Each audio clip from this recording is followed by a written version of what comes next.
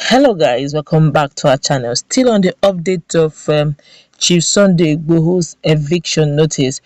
Some hours ago, actually late night on Friday, Sunday Igboho made due, as in fulfilled his promise of ensuring that if Seriki doesn't provide, Seriki in Oyo State doesn't provide those allegedly who have kidnapped their children, killed and maimed, then by all means they should be ready to vacate the town. As we speak right now, Seriki and his family have trekked through the bush. They are now in Ogun State.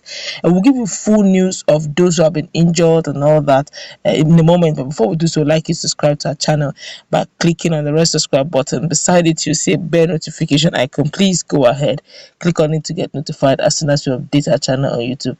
It is actually now that I know that some of these forests actually interconnect. Can you imagine trekking through the forest all through the night from Oyo? It linked him straight to Ogun State where his people are. Alright, following the Friday night unrest in Igangari Barapa North local government of Oyo State, the Seriki Fulani of Oyo State, Alhaji Saliu Abdul Kadri, on Saturday morning said he trekked, that's today, said he trekked through the forest to Ogun State from Oyo State. He also told Sahara reporters that many of his family members were shot by the angry youth. He said none of his family members were killed in the fracas. Abdul Kadri in Ibadan told Sahara reporters in Ibadan that he, his wives, and children were sent out of the settlement by the youth, adding that 11 vehicles and houses were burnt in the process. He said, despite assurance by the police and the people of the state, his house was burned in the presence of security agents. He said, as we speak, we are in the bush. Our cars, numbering about 11, have been burnt. Some of my children sustained injuries, and we are looking for a way to get them to the hospital. My children have left their homes for the bush. We need the government to help us. Police, Operation Boss, and other security agencies were there when they set my house ablaze. When contacted on Saturday morning, he said, I am now with my people in Ogun State. I'm yet to see my other children, but I have heard that they were shot, but they are still alive. Those boys shot my wife. Those boys shot my son. Those boys shot my wife and also his son. They shot my son and his wife as well. They shot one of my neighbors, but we thank God none of them is dead. I walked all through the night in the bush, but I'm safe here in Ogun State. A popular Yoruba activist, Chief Sunday Adeyemo, also known as Sunday Igboho, reportedly stormed the Fulani settlement in the town to eject Abdul Kadir and some other headsmen accused of fueling security problems in the area. Addressing the youth, Igboho said they started deploying soldiers here yesterday, Thursday, when our people were being kidnapped and killed. There was no soldier to secure them.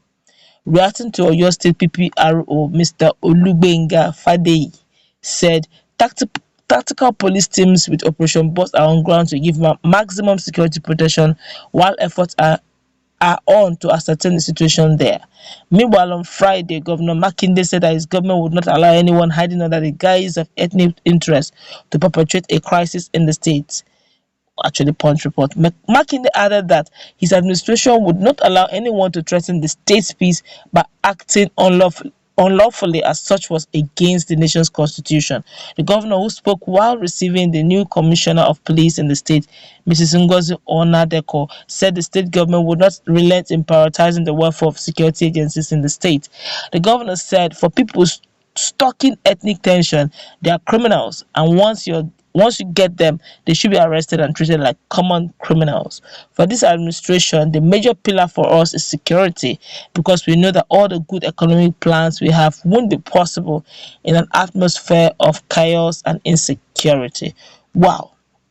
So those, technically speaking, I would say that Sunday Igboho or Sunday Adeyemo, aka Chief Sunday Igboho, has accomplished what he has promised. He said 7 days he's going to evict Seriki and his people. Well, true to his word, he has actually evicted them from the settlement. He said, release those release those kidnappers who had killed and maimed and kidnapped the sons of Oyo locals, indigenous who have done well. Mentioned doctors, a doctor who has studied abroad, who had actually employed people in Oyo State, actually doing well for himself after studying abroad. They killed him. Same thing happened to a daughter, and a lustrous daughter of theirs. He mentioned so many names, and he said, "Look, from security intel, it was gathered that it was Fulani headsmen in that in that community that perpetrated that crime." And he's saying, look, release them, okay, release them to us so that justice may be done. Well, nothing was done. He said, look, if you do that, 7 days or else leave our community. Well, as it is right now, we saw the viral video that went online of what happened. As we speak now, you can imagine, I did not know that our forests are so interwoven. Can you imagine? And to the point that Seriki knows the route inside the bushes that will take him from Oyo State to Ogun State. Should I say it's actually, it was not completely done? Because if you ask me, it's a case of moving whatever it is now down to Ogun State. Now, what happens next? Well, don't forget that Sunday Igboho has actually promised that Oyo is the beginning of this whole thing. They don't want kidnappers in their region. That they may be taking that Ondo states and the rest, and Oyo, Ekiti, they should get ready. Okay, but then the question now is, according to Seriki, he said he has successfully landed in Ogun State, where he is with his people. And although those who were shot, his family members, his neighbors, his son's wife, they were shot, they're still very much alive, okay, but they're not dead. He said these people shot their children. They shot his children and his neighbor and the rest. But the challenge now is, this is really shocking me, that the forest intertwine. Now I understand. Now I understand why the likes of Akeredolu son, or Governor Rotimi Akeredolu is saying that they should vacate the forest, because if one can commit crime, I'm just using an illustration now, one can commit a crime in Oyo State and can travel, okay, to maybe Ekiti via the forest, then honestly, our security as a nation is in question. Look at how Seriki now, using Seriki as a case study, was able to travel all through the night, walking inside the bush path from Oyo to Ogun State. To the fact that it's really amazing that he was at his age, he was able to walk through the bush path at his age, and he could navigate the route to know where to land him in Ogun State and know where his people are living. That means these guys are so familiar with our forests.